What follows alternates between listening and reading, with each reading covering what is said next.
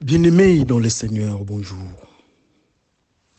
Gloire soit rendue à Dieu, le Dieu du ciel, le Dieu créateur, le Dieu tout-puissant.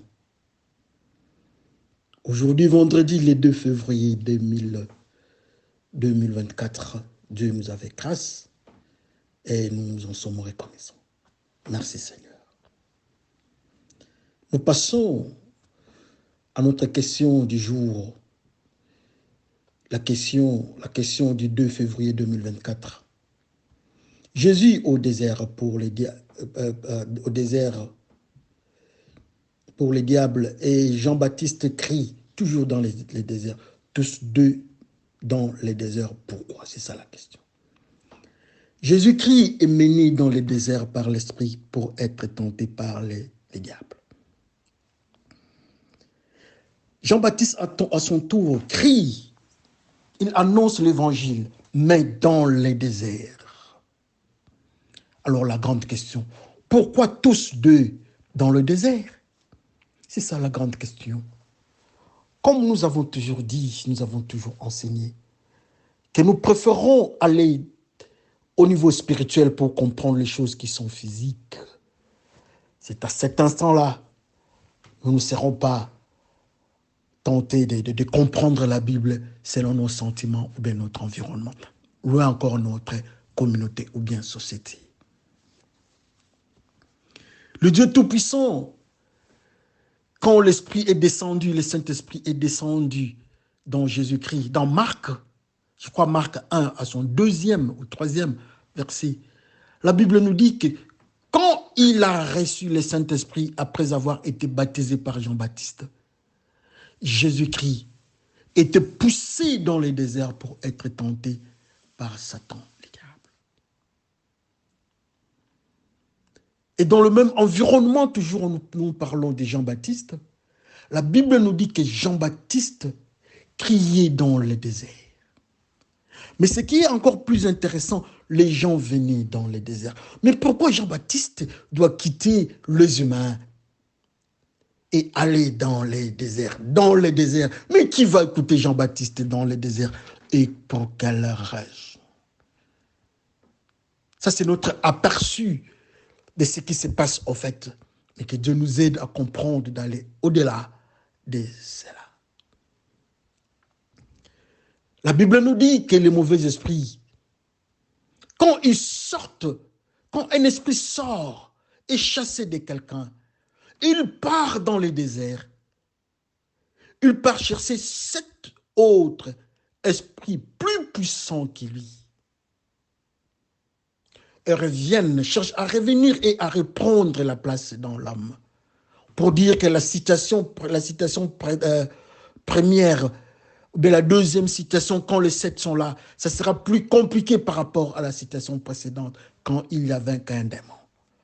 Mais ce qui est intéressant, les démons viennent du désert. C'est très intéressant. C'est très intéressant. Alors, parlons maintenant du désert et parlons de Jean-Baptiste. Dans le désert, qui est là? Comment est-ce que Jean-Baptiste peut aller enseigner dans le désert, là où il y a les animaux sauvages? Qui sont les animaux sauvages? Les animaux sauvages, ce sont ceux qui n'ont pas de maître. Ils sont en désordre. Tout le monde peut faire du n'importe quoi. Et ils sont là dans le désert. Mais dans le même désert, il y a le diable qui fait son travail dans le désert.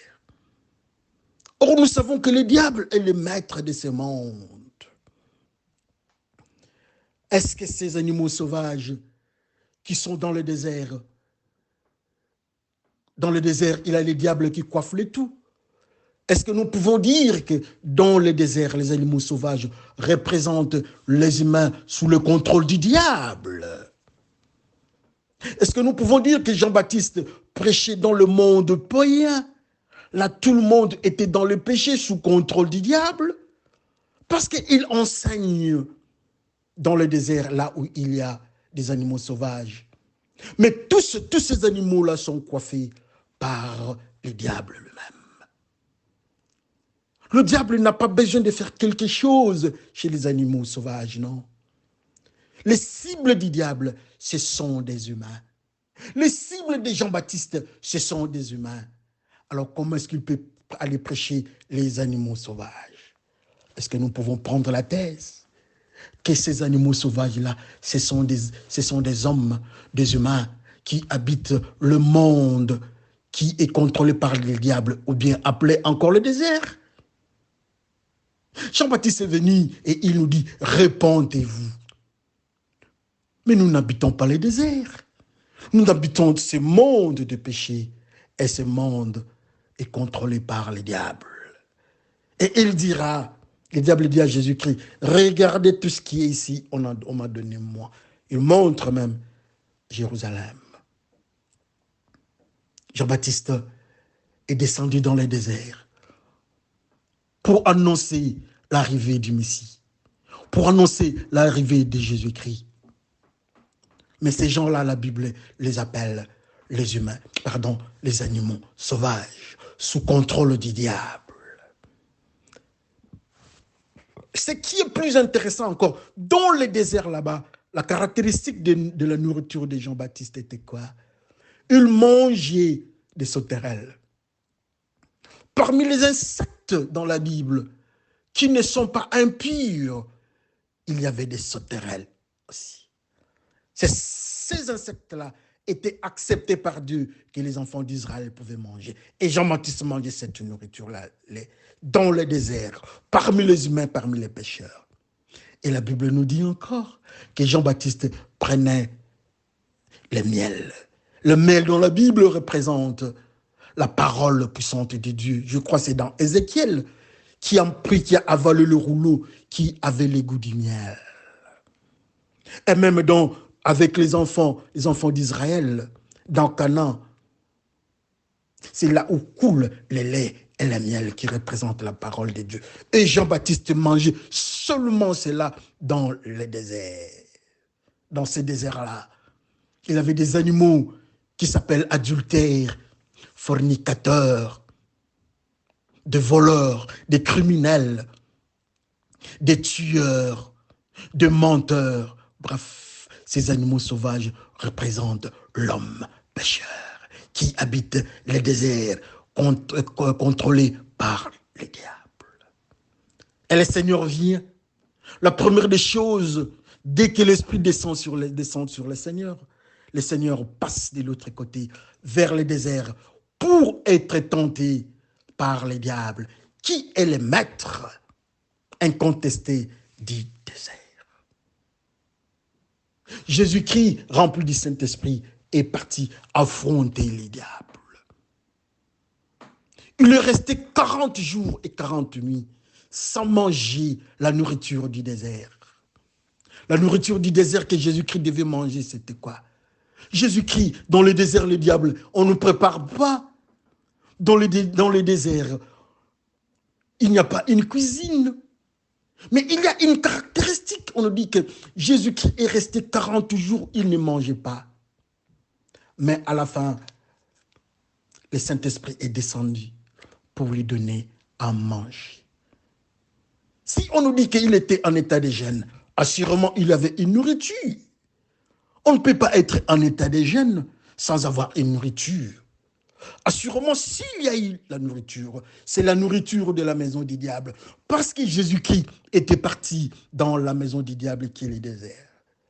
Et qu'est-ce que le diable pouvait proposer à Jésus-Christ comme nourriture? C'est le péché, c'est la tentation. C'est pour cela qu'on dit, le diable tenta Jésus-Christ. Avant que le péché ne soit péché, il y a d'abord la tentation. Mais quand nous passons à l'acte, ce n'est plus une tentation, ça devient un péché. Et Jésus-Christ a connu ces phénomènes-là. Le diable vient avec des tentations. Qui est sa nourriture? Agenouille-toi au-devant de moi, adore-moi. Jésus-Christ, donc, il dit non, je ne mange pas à cette nourriture. Il est écrit. Saute, il dit non, il est écrit. Transforme la pierre au pain, il dit non, il est écrit. C'était une nourriture rejetée, une nourriture impure. Alors si Jésus-Christ refuse la nourriture du diable dans son royaume, lui qui est notre maître, alors nous qui sommes dans ces royaumes du diable, nous qui sommes sous le contrôle, nous qui sommes de la famille de Jésus-Christ, nous mangeons quelle nourriture, nous autres? Notre maître Jésus-Christ refuse de manger la nourriture du désert, de la maison du diable, où la tentation, il ne pécha point. Jean-Baptiste ne mange pas la nourriture du diable. Il est toujours dans le même mystère avec Jésus-Christ. Il ne mangea que la parole de Dieu qui est le miel. Jésus-Christ aussi, à la fin, après les 40 jours, l'ange est venu lui donner la nourriture qui venait du ciel. Donc c'est le même phénomène avec Jean-Baptiste. Mais ils ont refusé. La Bible nous dit que Jean-Baptiste a seulement mangé. C'est qu'il n'avait pas mangé ce qui était dans le désert, dans la maison du diable, ou le monde de péché. Jésus-Christ aussi, face à la tentation ou bien au péché, ou bien la nourriture du diable, il n'a pas mangé tout cela. Alors nous autres qui habitons encore, nous qui sommes encore dans le désert, dans la maison du diable, pourquoi nous mangeons cette nourriture de ce monde? Et cette nourriture s'appelle la tentation. C'est une nourriture, quand nous mangeons cette tentation, et ça devient un péché. Soyez bénis, mes frères. Que le Seigneur bénisse son peuple. Et souvenez-vous que Jean-Baptiste a seulement mangé la parole de Dieu dans le désert, dans la maison du diable. Jésus-Christ a refusé de manger la nourriture du diable qui s'appelle tentation. Tous dans le désert. Alors nous qui sommes dans le désert, le Saint-Esprit viendra nous donner la bonne nourriture que l'ange a amenée à Jésus-Christ. Soyez bénis et bonne soirée. À la prochaine.